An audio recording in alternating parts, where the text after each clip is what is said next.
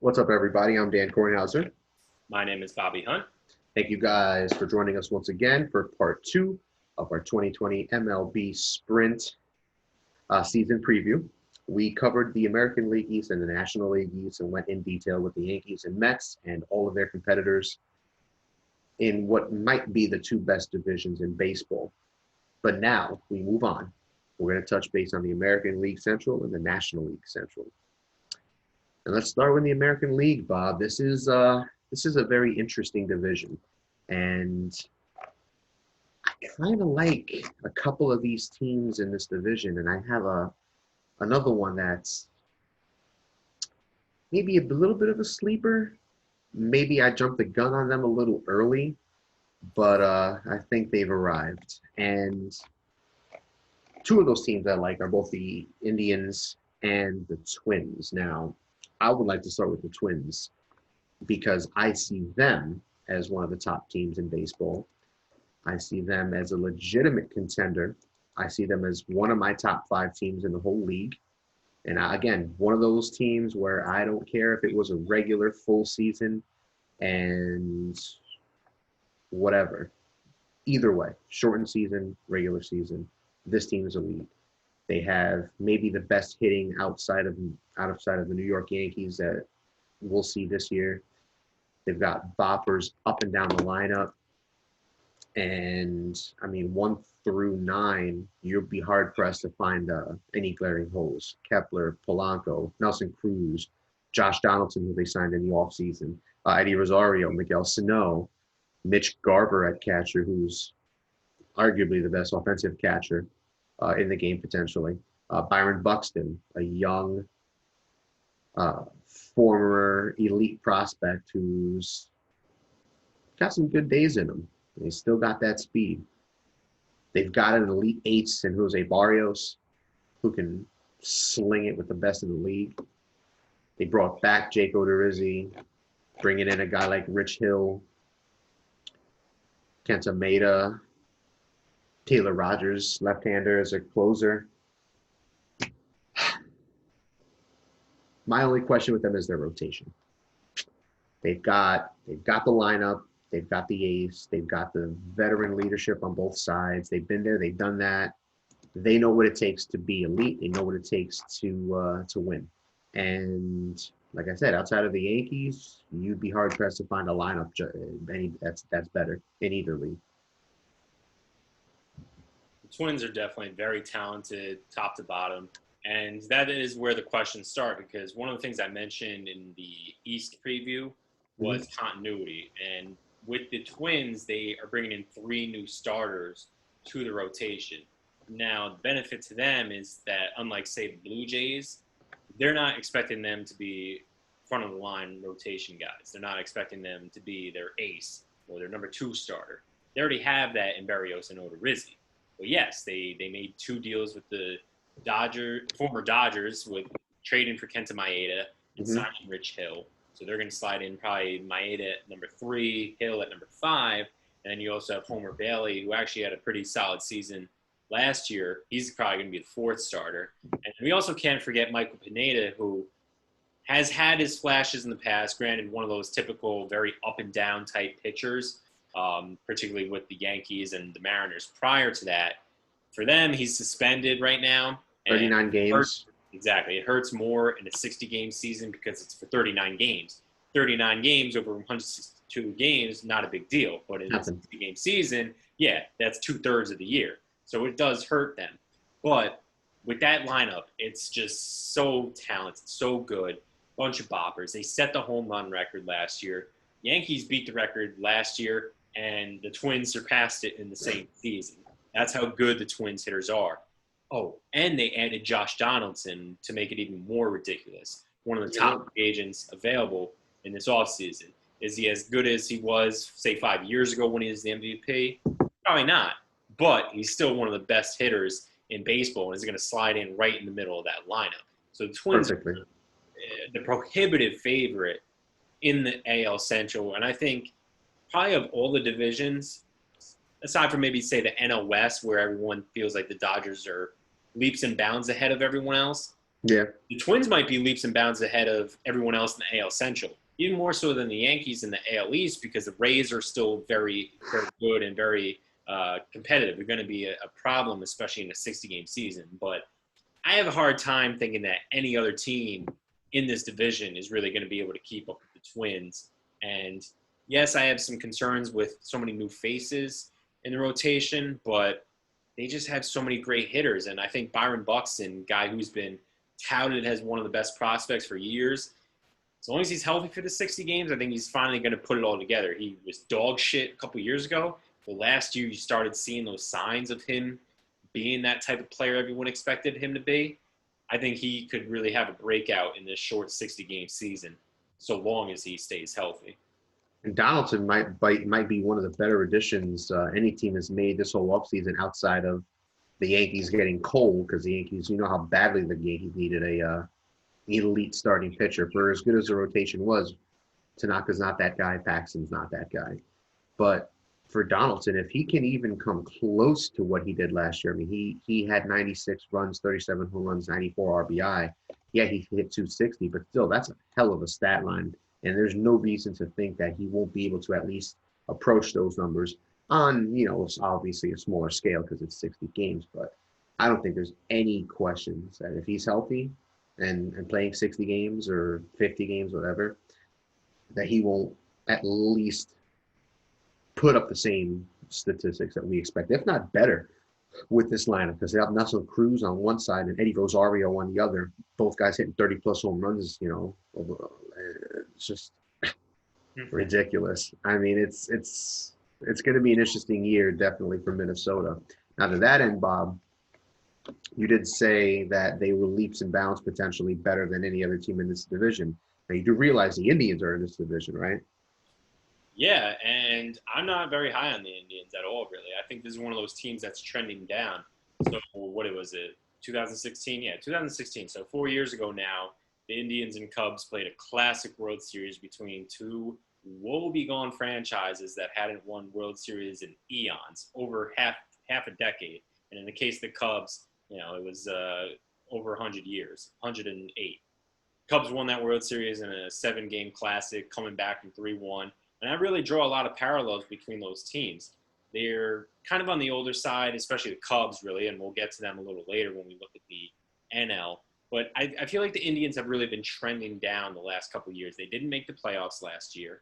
Mm-hmm. And as far as this year, they traded one of their best pitchers in the offseason, Corey Kluber, former Cy Young winner, to the Texas Rangers. Now, Shane Bieber, Mike Clevinger may have surpassed him now at this point in their careers. Mm-hmm. And they are still very formidable. Great 1-2 punch at the top of the rotation. They definitely benefited strictly from a sports standpoint from the pandemic because it allowed Mike Clevinger to recover from injury. So he should be all systems go for the start of the regular season. But yes, they still have very talented players. I mentioned Bieber and Clevinger. Carlos Carrasco is a great number 3 to have. Francisco Lindor is that cornerstone shortstop that every team would love to have. But I am just not that high on this team. I think Carlos Santana's seen better days. Jose Ramirez was a shell of himself last year. I don't know what happened.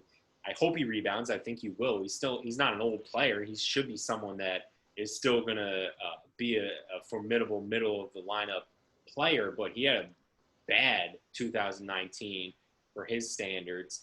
And I just don't love a lot of the other pieces. Tyler Nagle, right field. Cesar Hernandez is a decent second baseman that they're bringing in from the Phillies, but not anything to necessarily write home about. And outside of Brad Hand, so I do think he is a good closer, and so they'll be solid there.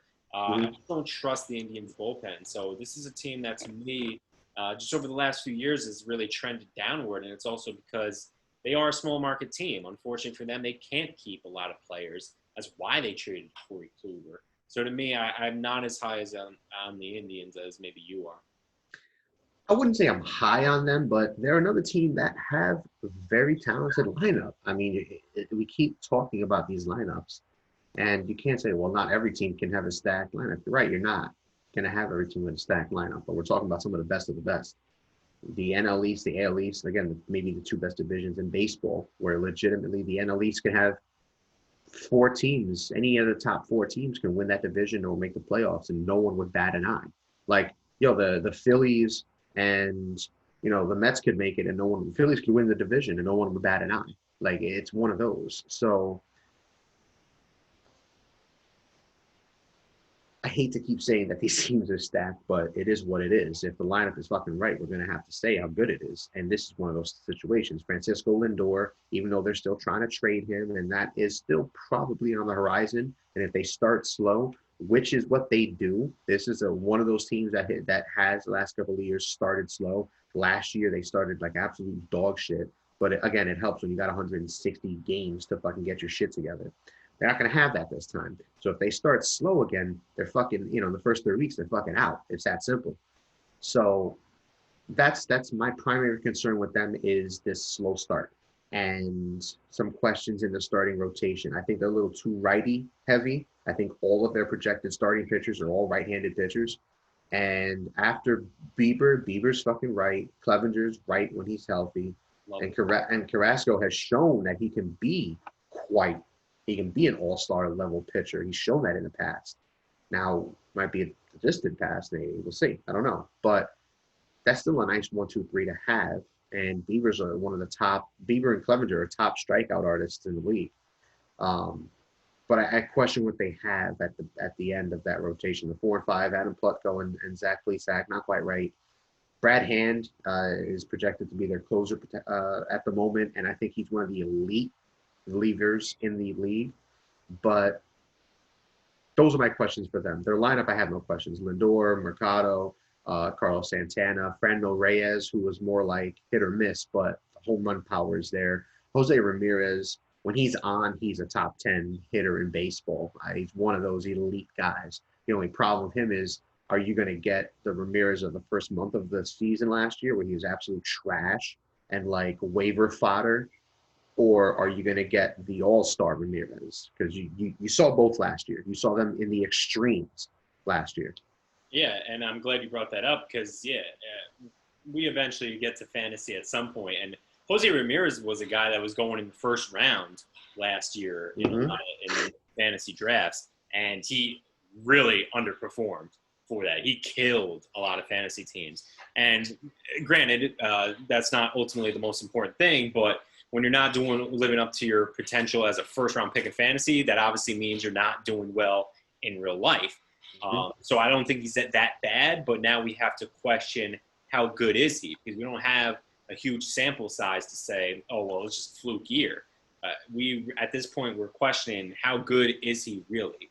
I think he'll bounce back, but I don't know if we're going to see 2018 Jose Ramirez. The only other thing I want to add with the Indians is just Francisco Lindor and his contract status. He's a player that soon is going to be up for a contract extension, and there's definitely rumblings that he might be on the trade block.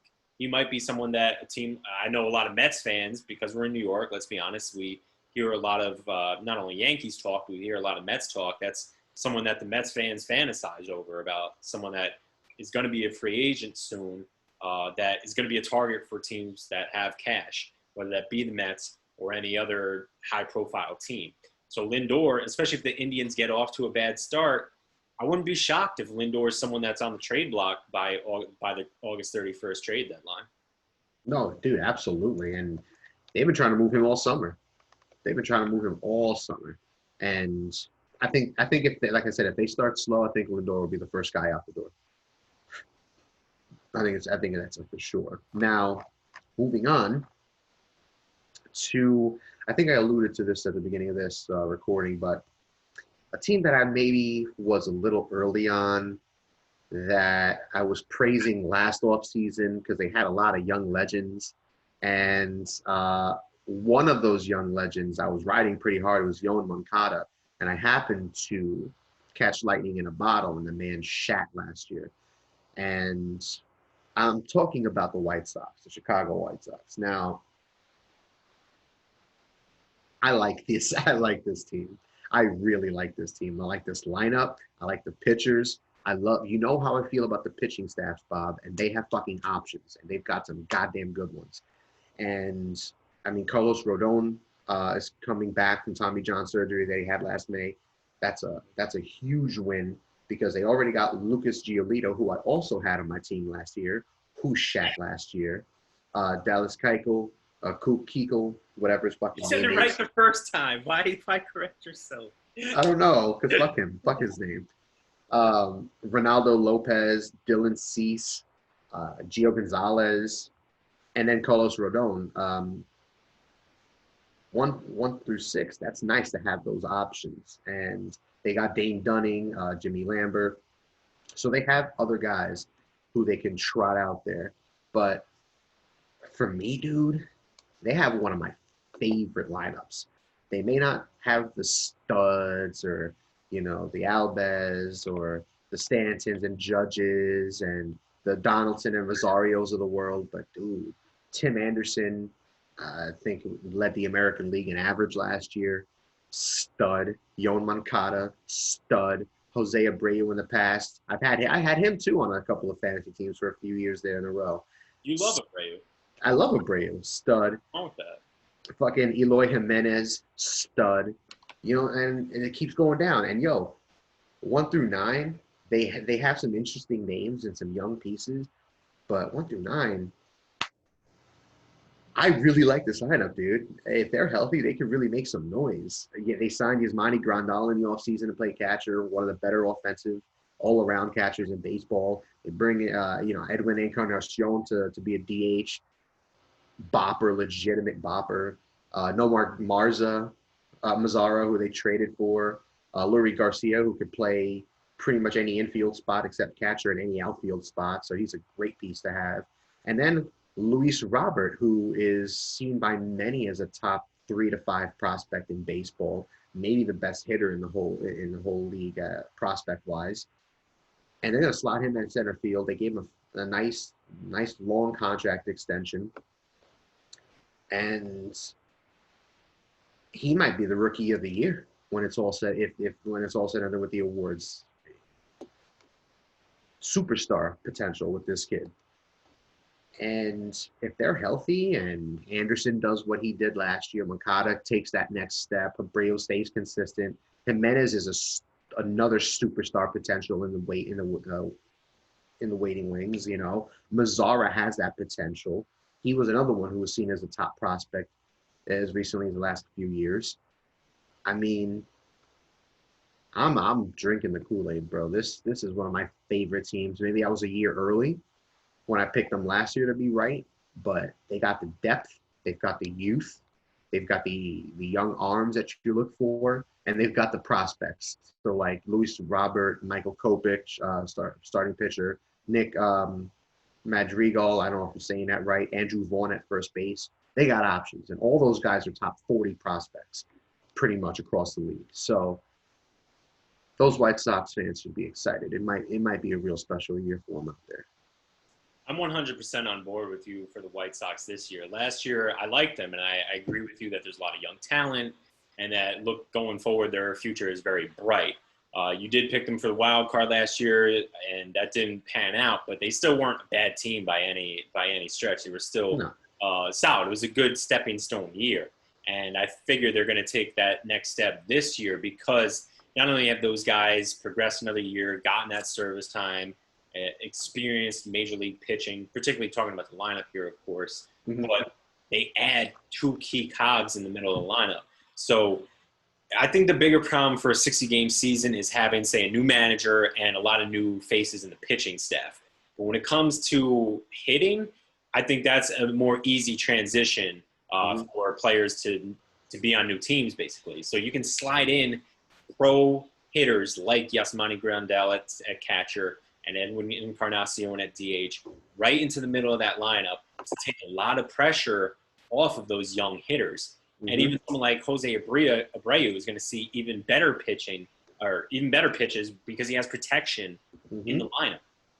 And even before that, this guy has been a given every year since he came to the league. I think he's been in the league for 6 years now, and this will be his 7th season.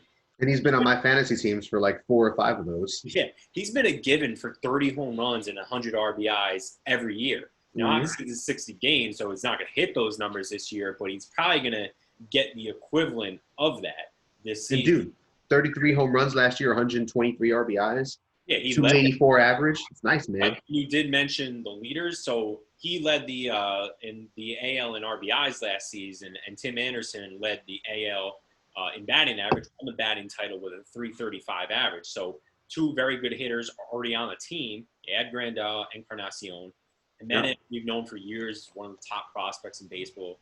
And Luis Robert, he's a stud at center field. Last night raised his fantasy stock tremendously by hitting 2 bomb home runs in their exhibition game. So the sky is the limit for this lineup. It's really deep. Nomar Mazara, another guy that they added from the Texas Rangers, he hit 20 home runs like each of the last 4 years, just about. And he had like 100 RBIs a few seasons ago. So he's a professional hitter. Hasn't been as good the last 2 seasons, but in a deep lineup, hitting 7th or 8th. Yeah, the White Sox lineup is going to be a big problem for all these central teams in the AL and the NL. Now I go to the rotation. I think it's a big add to get Dallas Keuchel, proven starter at the top of that rotation. Giolito, I shitted on last year. I still said, all right, he has the talent, but we got to see it. He proved it. You were right. I can't dismiss that at all. He had a fantastic season and helped tremendously in winning a fantasy championship for you. I won it the year prior, and you won it last year. That's right. Let him know. Yeah, let him know. Ronaldo Lopez has been a good prospect for years, so he'll probably be a third starter. Really, I have not too many questions about their lineup or the rotation. It's really just their bullpen. How good is it going to be? Yeah. Alex Colomé is a solid closer. Steve Cishek they brought in. He's bounced around the league, but he's had some very good seasons as a setup man. Mm-hmm. Obviously, used to be a closer for the Marlins, so they have some talent there. Kelvin Herrera used to be a closer. Jace Fry is a left-hander who has an arsenal of pitches for them. So I think the White Sox are definitely trending up, whereas I was talking about the Indians trending downward. Mm-hmm. I think the White Sox stock is definitely going up, and I am also very high on them this year as well, like you are. Makes me very happy to hear. Now, from the upper echelon hose to the more, let's just say, butthole teams. Yeah. Kansas City and Detroit. It's going to be a really bad season, I think, for these two teams. And it wouldn't matter if it was a long season, regular season, or this short season. Both these rosters are pretty fucking bad. I don't think Kansas City is as bad as Detroit. Kansas City still does have some nice pieces with Merrifield, Alberto Mondesi, Hunter Dozier, who was on my squad last year for a while, had a good stretch. I do still like Jorge Soler. I like Salvador Perez. Some good pieces, but the rest of that lineup, it's just, that team is just atrocious. Just bad. That's just ugh. And then the starting pitching staff: Brad Keller, Danny Duffy, Jacob Junis, Mike Montgomery, Brady Singer, Dan Kornhauser. Bobby Hunt in the bullpen. I mean, Bobby Hunt and Ian Kennedy slugging it out for the closer position. It's real fucking threatening. This team, I think, is one of those teams that has a few pieces that they might try to move at the trade deadline or leading up to it, because they're not going to be in position to contend for shit. I love that point that you brought up just now about the trade deadline, because I definitely think this is one of those teams that you look at their roster and say, yeah, it's not awful, but it's also obviously not going to contend really. 60 games, maybe they could surprise and then be at least win some games that you wouldn't expect them to. But I think it's a prime team where teams are going to be like, if I need someone by that August 31st trade deadline, I can pluck someone off here because they're really building toward the future. There are some professional hitters on this team. Whit Merrifield is a do-it-all type guy. He can play second base. He can play the outfield. Yep. He's probably going to play right field this year. He led the AL in hits last year. Either right or center, yeah. Yeah. Jorge Soler led the AL in home runs last year. How many did he have? I wrote that. 48. He led the AL with 48 home runs last year. So they have some good hitters. Yeah. Salvador Perez, granted on the back end of his career, but still a very good hitter. So you look at their roster, and there's at least some very capable hitters who could be on the move especially because they want to build up that farm system. But like you mentioned, the rotation does not inspire Just bad. any confidence. So That to bad. me is the biggest weakest point of this team. It's just dreadful, honestly. These guys have had some moments like Duffy and Junis, but I wouldn't touch this team at all as far as the rotation goes. And then, Ian Kennedy made a successful transition last year as closer, but again, this is a team that just has too many holes, a bunch of new players, and Mike Matheny was a terrible manager with the Cardinals, so I don't think he's going to be a great new manager with them. They also have been hit by COVID. Salvador Perez has COVID-19, Cam Gallagher, Ryan O'Hearn. I don't even know these. I'll be honest. Their first baseman and second baseman, Ryan McBrone. Ryan O'Hearn. I don't know who the hell some of these guys are. I'm not going to even front. So I think there's too many holes on this roster for them to compete. With that in mind, I mean, I agree wholeheartedly. With that in mind, the Detroit Tigers. It's Miguel Cabrera in name only. Matt Boyd, who I like. Yeah. And that's it. That's really it. Yeah, I don't care about C.J. Cron, solid vet, nothing special. I don't care about Jonathan Schloop, solid vet, nothing special. And then Austin Romine, solid vet, nothing special. Victor Reyes, nothing special. Nico Goodrum, nah. And then besides Boyd, who's a solid starting pitcher, I don't know if he's a number one. I'd be more comfortable maybe as him being a number 2 or 3. I don't think he's a number 1, to be honest, but Jordan Zimmerman, Ivan Nova, Spencer Turnbull, who had a good game recently pitching in an exhibition game, but leaves a lot to be desired.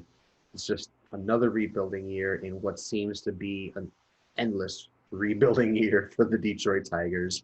And along with several other teams in the city of Detroit, I know COVID I know COVID is hitting everybody hard, and Detroit might be lacking even before COVID happened, and they look to sports for relief and entertainment and joy. Then maybe hope there's a Detroit MMA fighter or boxer who's good, because your football team is pussy, your basketball team sucks, and your baseball team sucks balls. So here we are. Yeah, sorry, Detroit. The saddest thing might be the fact that they're referred to as Hockey Town, and the Red Wings have been absolute hot garbage for the last. Butthole. The Red Wings actually might be the worst of them all. That's really disappointing because they've been the one over the last 20 years has actually had some success and won some Stanley Cups. And they also share city with the Tigers and the Detroit Lions. Oh my God! To be the worst team in that city must be a fight for futility. The best worst team. At least they have movement, which is a fantastic festival. But even that got pushed off this year because of COVID, so they just can't do anything right these days. Anyway, back to the Tigers. Pineapples, yeah. Nice feature from the East Region episode, now coming back for the Central. But yeah, the Tigers are really bad. And fun fact, as bad as the Orioles were last year, the Tigers actually had a worse record. That's how bad the Tigers were. So I actually give them some kudos. They added some professional hitters, as I like to call it, like CJ. Correct. Scope. Austin Romine, granted more of a backup catcher. As Yankee fans, we know about Austin Romine, but he's someone that deserves an opportunity as a starter. So at least they added some pieces to their lineup where I feel like they're not going to be terrible, dismal, whatever. Completely useless.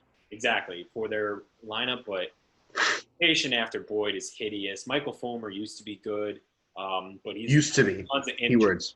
Hopefully he can come back this year and do something, but Ivan Nova, who they brought in to be the number 2 starter, that's hideous at this point of his career. He's really just that prototypical innings eater, but not a good innings eater. He's going to have like a 4-5 or 5 ERA. So it's bad in Hockey Town for the Tigers. It's going to be a bad year.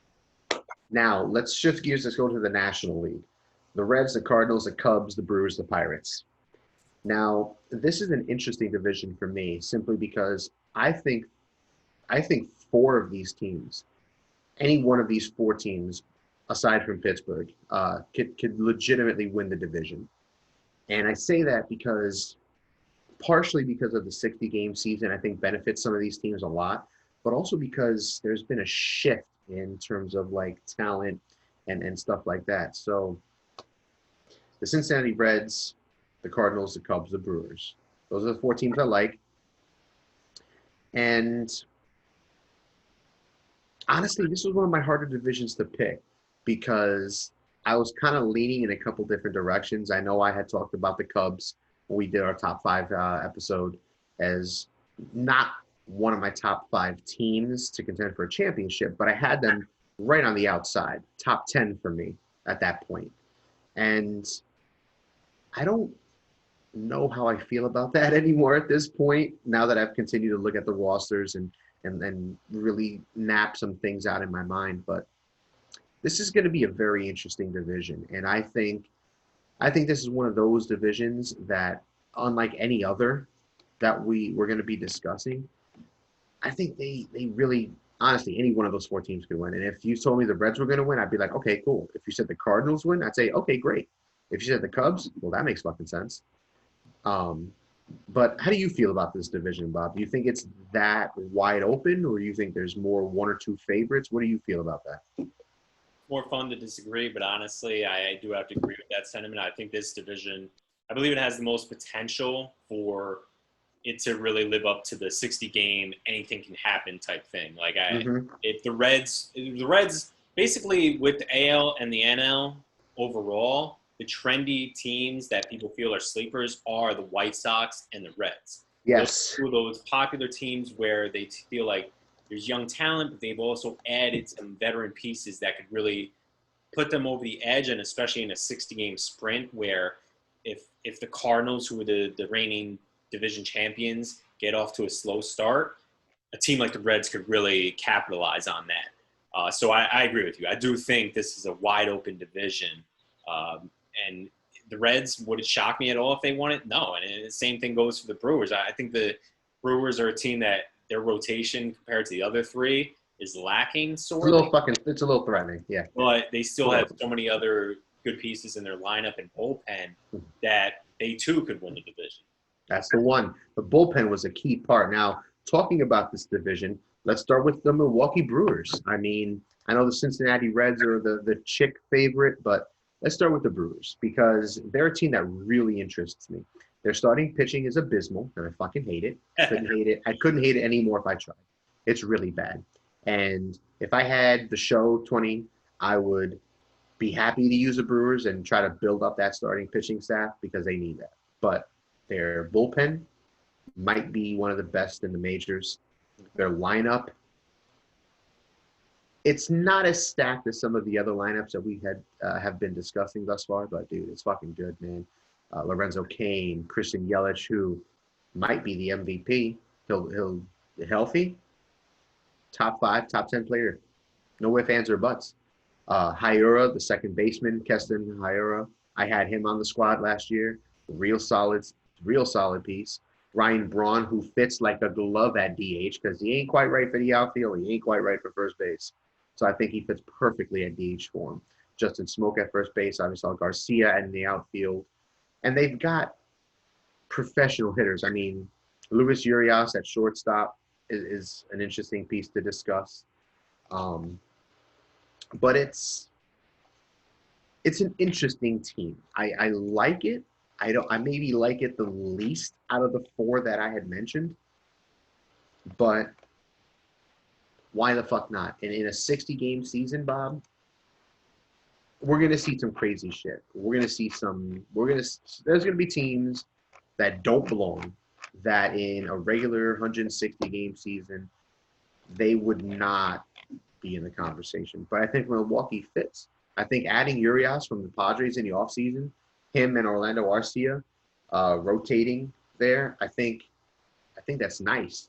And even though Urias struggled in the majors thus far, he's still young. He's still right. And, I mean, let's be honest. When you're talking about a team like Milwaukee, you're not really signing superstars. You're not doing anything special. You're going to get guys through trades and you'll figure it out that way. And that's what they did. I like that they got Lauer out of San Diego. Lauer and Urias, because Lauer is a starting pitcher, left-handed starting pitcher. He's 24 years old, and he's probably going to be their 4 or 5 starter, which is nice. You need those pieces. So does it do anything special? No, but makes things interesting. And this is one of those teams that made a lot of moves in the offseason. They made a lot of moves. They added their bullpen. They added Brett Anderson, Josh Lindblom at their starting position, starting pitcher spot, Lauer. So they could legitimately have 2 or 3 guys, brand new starting pitchers that weren't on the team last year. In addition to adding in the bullpen guys like David Phelps, Mike Morin, nobody special names, wise, but they have a place in the league. So it's an interesting roster, to say the least, for me.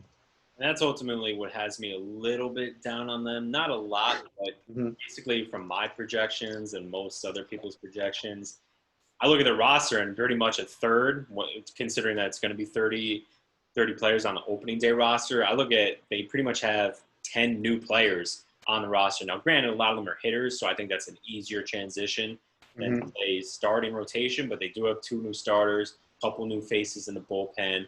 Luckily, they do have one of the best closers in Josh Hader. Corey Knebel is bouncing back from injury. I think he'll be a great setup man. He's someone that closed in the past. So their bullpen should still be very good. Love their lineup, but ultimately I think their rotation is really going to be their downfall. But, hey, you got Yelich, who won the batting title last year with 329 average. Unfortunately, got hurt right toward the end of the season, and that hurt them in the wild card game against the Nationals. Weren't able to muster up a lot of offense, but hey, you add Sogard, you add Justin Smoke. I think Smoke's a big under-the-radar move, especially defensively. He wasn't very good in Seattle, but found his footing with the Blue Jays, and I think he's a great replacement for Aguilar, particularly defensively, as I mentioned. And Ryan Braun also, that's a big key, having the DH, being able to stick him at DH rather than have him play right field a lot. That'll help them, but ultimately I don't love their rotation. That's really what keeps me from being very high on the Brewers. And as I had mentioned in the AL NL East portion of our preview, that I think it will come down to teams having one of 2 things: either veterans, guys who have been there, done that, and they know what it takes, or young studs, flash in the pan guys who, for 4 weeks, 5 weeks, they could go in, they can do something special, play way, way, way above their heads, fucking way out of their fucking leagues, and do something special and push it. But for Milwaukee, it's tough because they're 2 opposite spectrums. On one end, they added a lot of veteran guys to the team. Lindblom, Jed Gayorko, who's going to be playing potentially every day for them, Sogard, Smoke, Avisal Garcia from Tampa Bay in free agency, like veteran guys. They're not anything fucking special. They're not superstars. They're not stars. They're not all-stars, but they're major league hitters, like Bob was saying earlier. But then on the other hand, Milwaukee doesn't have any fucking relevant prospects. So it's not like someone's going to come out of the woodwork, out of fucking left field, and hit 15 home runs in a month. If they do, cool. But, they just don't have the rankings right now. So that's something that I question with them as well. But where they're a tough team to peg, the Cincinnati Reds are not a team that's as difficult to peg. I was thinking of maybe holding off on the Reds a little bit, but fuck it, we'll do it live. In terms, yeah. We'll do it live. Fuck it. Fuck it. I'll Do write it live. anything to play us out. What the fuck does that mean? What does that mean, to play us out? But no, so with the Reds, I really like the Cincinnati Reds. I can see why people are picking them to be a dark horse contender. Their pitching staff is right. Whereas we're talking about all these lineups that are stacked, this pitching staff is very fucking impressive. And again, Bob knows how very unimpressed I am by a lot. Very, very few things impress me. I like this top 3: Luis Castillo, Trevor Bauer, and Sonny Gray. Now, Sonny Gray absolutely shit the bed in New York, but Randy Johnson shit the bed in New York too. So, you could be a Hall of Famer like Randy, or you could be, a very good starting pitcher like Sonny Gray, who succeeded in Oakland and should be fine in Cincinnati as their number 2 starting pitcher, maybe number 3 behind Bauer. But that 1-2-3 is nice, man. They got some flamethrowers. They got guys who can get guys out. That's what you're looking for. Is it Washington with Scherzer and all these other guys? Corbin? No, it's not. And Strasburg, it's not that level, but it doesn't have to be. Wade Miley, I think, is a solid number 4. I love Raziel Iglesias as their projected closer. And then their lineup. The Reds have made some moves. Mike Moustakas from Milwaukee coming over on a 4-year deal, getting paid $64 million. Nick Castellanos, the outfielder, third baseman from the Cubs, actually, former Detroit, on another 4-year, $64 million deal. And Wade Miley, like I had mentioned just now, 1 year, $15 million, coming over from Houston. I like that 1 through 4 for them, and I think they have the best starting rotation in their division, and I don't think it's close. I like the Cubs. I do. Yeah. I do like the Cubs, 1 through 4, but in terms of like the youth and just the raw ability, Wade Miley as a number 4, I think is very solid, and Castillo's a strikeout guy. Bauer, we know what Bauer does, and Sonny Gray, don't sleep on that man. Right. No, I think that's fair to say. They probably do have the best, but I wouldn't sleep on the Cardinals rotation either. I agree with the Cubs too, but also I think that especially Miles Mikolas was probably going to miss the start of the regular season, but now that we've had 4 months off, he should be healthy along with Jack Flaherty and Adam Wainwright. Yeah. We'll get the Cardinals soon, but Yeah. I do think the Reds, that top 3 is arguably the best in the division. And in their lineup, they definitely have a very formidable lineup as well. Eugenio Suarez at third base is one of the most underrated players in the entire MLB. Yo. Because he plays for Cincinnati. This is a player who damn near every year lately is a candidate for 30 home runs and 100. Dude, he hit 49 home runs last year. What the fuck is going on? Right. Steroids. Fucking test this man.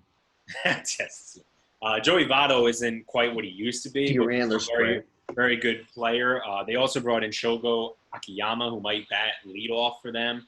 Yep. And he's 32 years old, but someone that no one really knows about and hasn't seen a lot of him, but could be a big factor in their lineup.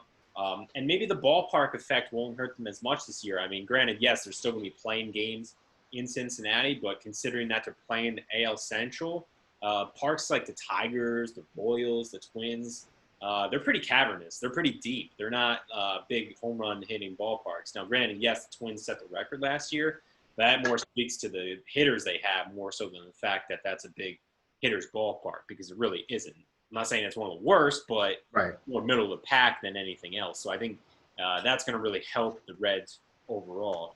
My question really is just kind of the bullpen. I do like Iglesias. I feel actually better, weirdly, about the White Sox than I do the Reds. And maybe that probably really is because of the divisions. Yes, they're going to be playing each other, but it's still not as many games as within your division. I think playing against the Cardinals, the Brewers, and the Cubs 10 games each is harder than, say, the White Sox playing 10 games each against the Indians, Twins, the Tigers, and the Royals. Drawing parallels there, both young teams that people expect to surprise. But I like the Reds. I do think I wouldn't be shocked at all, basically, if they were to make the playoffs. But I still have some questions about the back end of the rotation and then a lot of the bullpen, really, besides Iglesias. No, that's totally fair, and I have the same concerns. But let's move on. We still got a couple other teams to discuss, so 3 other teams to be exact. Let's talk about the St. Louis Cardinals. Now, this is a team, when I'm looking at their roster, I have mixed feelings because I guess you got to catch me on a day, but like on Monday, I might really like this team, and then on Tuesday, I might really fucking hate it. And I say that because like I'm looking at their lineup, and they got some names, and they've got some real good talent: Wong, Carpenter, Goldschmidt, DeJong, Yadier Molina. Like they've got some real solid names and pieces. Those guys are fucking right. I'm not gonna front. And then pitchers-wise, they, Jack Flaherty, who I also had on the squad, the championship squad last year. And I like me some Jack Flaherty. I know what he did last year. I know what he does, and I like it. But yeah, Miles Mikolas is right when healthy, and he is coming off injury. Carlos Martinez, same thing. He's got his problems, but I don't know. I don't know how I feel about them. The Andrew Miller in the bullpen. I know he's been struggling thus far in exhibition games and spring training and stuff like that. But I don't know, man. There's something about the Cardinals that just I don't feel too comfortable on. That being said, it is a 60 game stretch, and they're good enough that if they're healthy, if you said, hey, the Cardinals won the division, I'd be like, all right, cool. I mean, I'd be a little disgusted, but it'd be like they got the talent and they've been there, done that. And they're one of those teams that you either got to have one of those two things. You either got to have the veteran presence, the guys who've been there, good starting staff, or you got to have that youth. And while I'm looking at their prospect rankings from MLB.com, they have options, but besides Dylan Carlson, who's an outfielder, they didn't really have anyone who stands out. Carlson might be a top 20 prospect overall, but they don't have those young guns. So they fall in a no man's zone from me. Where do you place St. Louis? Because I know you were saying that you like their rotation a bit. So where do you peg them? Do you peg them as more of a contender, or do you peg them as middle of the pack for this division? I definitely peg them as a contender, and I think they just have that good juju. Basically, they're kind of like the Yankees in the sense that they seem to always find a way to be relevant at the very least, even in years where people think they're not going to be very good. Now they won the division last year, so that's not necessarily the case this year. Right. Basically, I feel like they have that good energy, basically, whereas teams like, say, the Mets don't. You definitely like their fans have like a negative outlook. Whereas I think if you're a Cardinals fan, it's also because of their historical success. Now, granted, it doesn't mean shit in a 60-game season, but I just feel like I get good feelings about the Cardinals based on not only last year, but just looking at some of the pieces on their roster. So they don't stack up maybe as impressively as at their top three as maybe the Reds do or the Cubs do. But I think from 1 to 5 in the rotation, it's the best 1 through 5. I feel much more comfortable with the guys like Adam Wainwright and Carlos Martinez and Dakota Hudson. I was going to say, you feel good about that Dakota Hudson is potentially their second best pitcher? No, I mean, it really should be Wayne. It really should be Mikolas, actually. And then, it should be Mikolas. But I have more comfortability with him than definitely the Brewers. Definitely Tyler Chatwood and Alec Mills for the Cubs, or DeSclafani for the Reds, who is the definition of up and down as a starter. So if you're comparing it to them, yeah, I actually do feel better about the rotation. I think really what you're looking for and why you don't feel good about them is there's maybe not that like singular star for one, and then more so than that is maybe just the depth. I agree with you on the when looking at this team, like if they were to sustain like a few injuries, you don't feel good about the guys like sliding in for this team. You don't. So I think that's maybe where we feel like the Cardinals, if they were to have a bunch of injuries, they'd be in dire straits, basically. But Mike Schilt was manager of the year last year. They didn't do well in their division series at all. No. But I think they'll be good for the regular season. I think they'll be fine in the 60-game sprint. I like the rotation enough. It does hurt that they don't have Jordan Hicks, who's a flamethrower out of the bullpen. But coming off Tommy John, and then he has a pre-existing condition that led to him opting out due to COVID-19. So that does hurt them a lot. But I think they have a good enough bullpen, especially if some of the guys that are hurt, like John Brebbia, Alex Reyes, are able to slide in there. But yeah, Matt Carpenter, Goldschmidt, Harrison Bader, Fowler, Paul DeYoung's one of the best up-and-coming shortstops. You still have steady Yadier Molina, who's a future Hall of Famer. I think they have enough between the rotation and the lineup that they'll be fine. All right, I like it. Fair enough. I don't know. Maybe you're onto something with them lacking a superstar or lacking that star power. Maybe that is it. I don't know. The other teams you just talked about, we we know like Yelich with the Brewers, or we talk about Suarez and Votto and Moustakas, and even Castellanos is a very good hitter. He hits around like 300. So, I mean, granted, yeah, he's not a superstar, but Goldschmidt, for instance, isn't what he was in Arizona.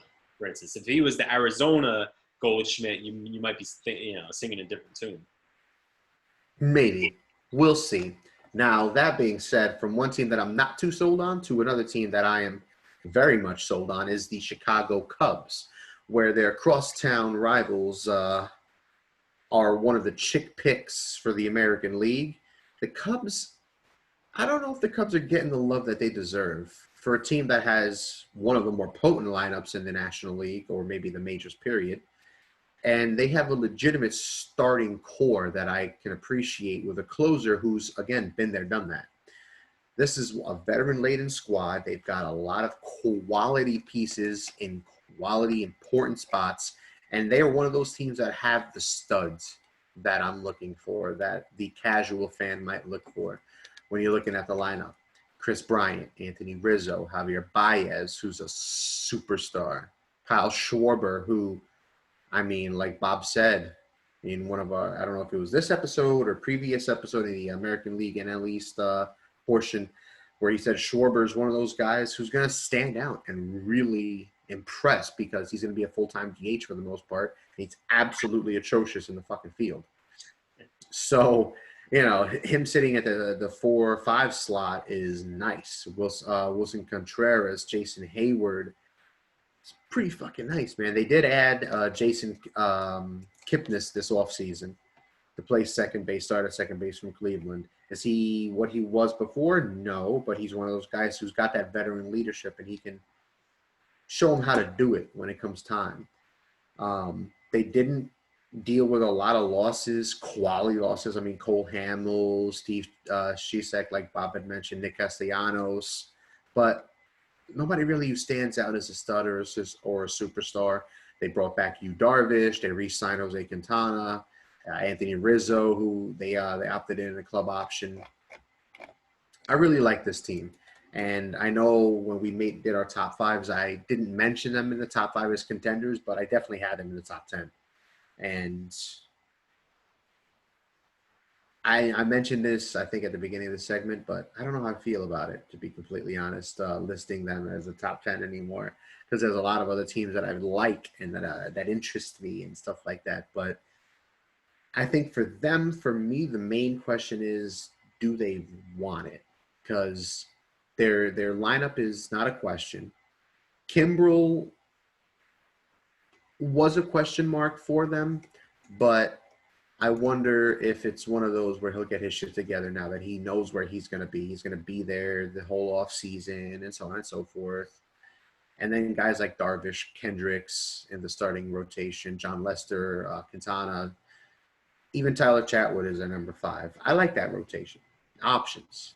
And the top of the rotation is quality. Do you agree, Bob? What are your thoughts? How do you feel about the Cubs? Sorry, Adam, but I do not agree with Dan. I am down on the Cubs this year.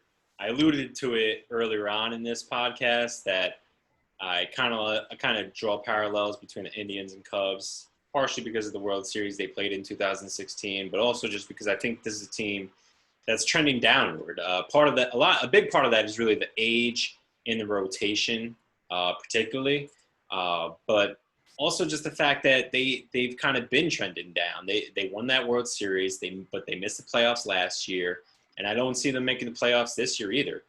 And, well, let me start off with Jose Quintana because you were talking about him a lot as one of those guys who I still like, but have to mention him because he had one of those typical abnormal injuries that occurs to baseball players every single year. So a couple weeks ago, he lacerated his thumb on his left hand, which is his pitching hand, washing dishes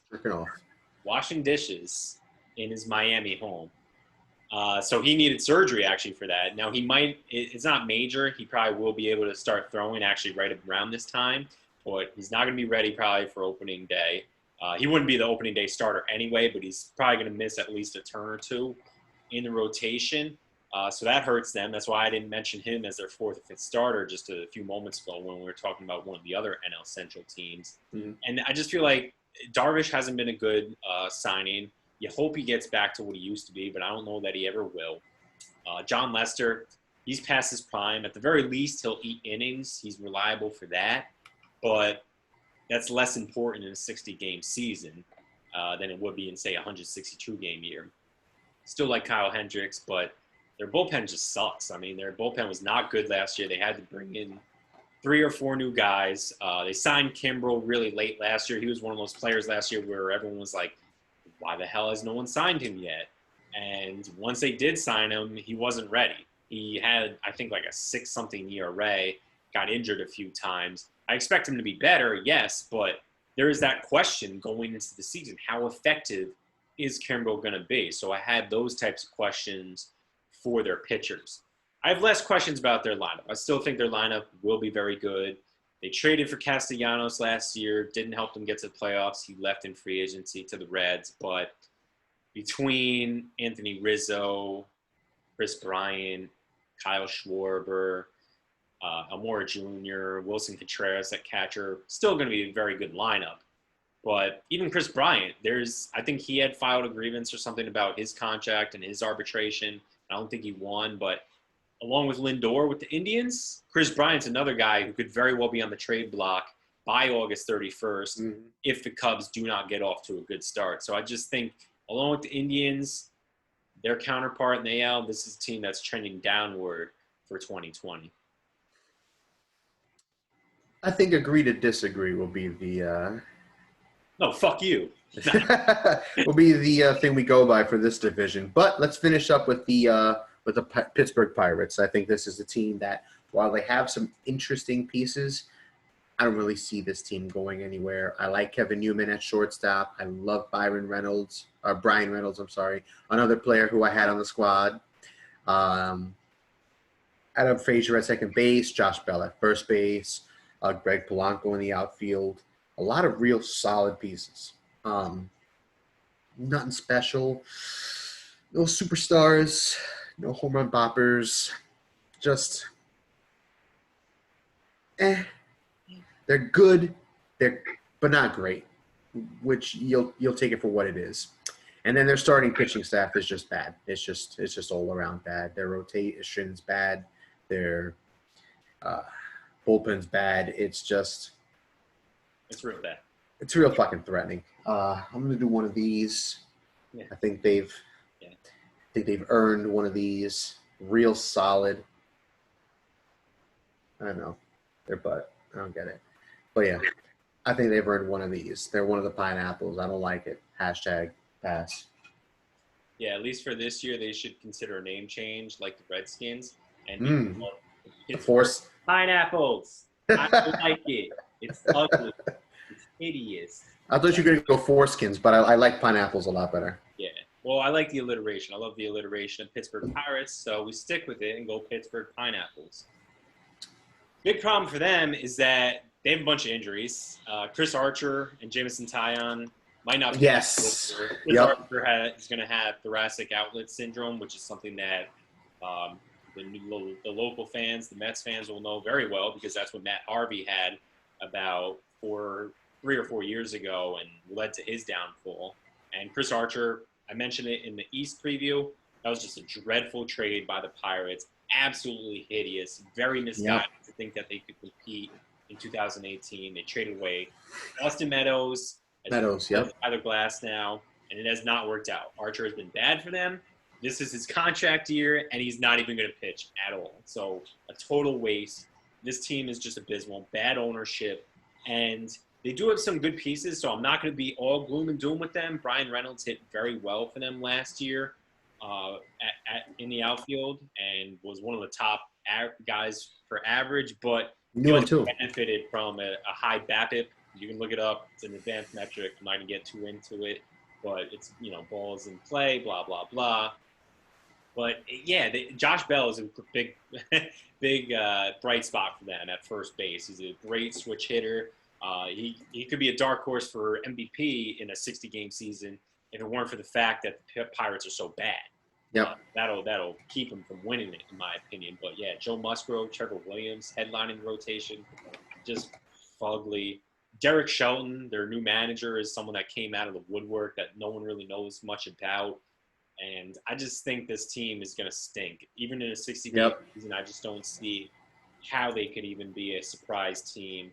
Bullpen, nothing good. Gregory Polanco has COVID as well. He's not going to start on the opening day roster. So outside of Bell, not a lot.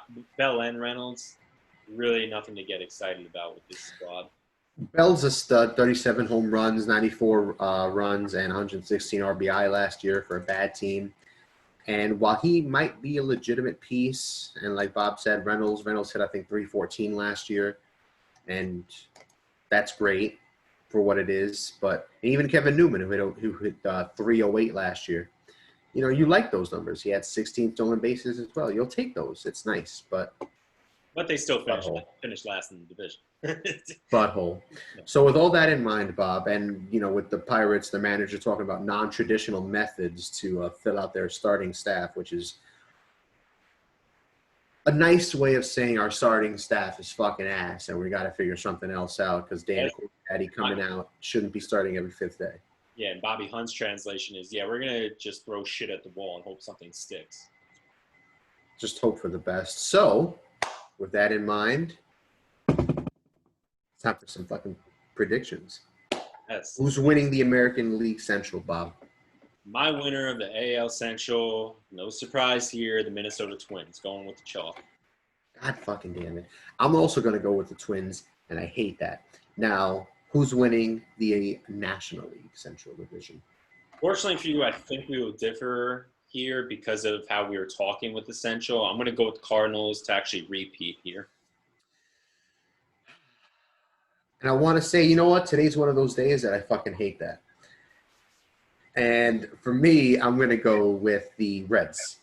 Nice. All right. I'm going to go with the Reds. They got the power in that lineup. That impresses me. I like it a lot.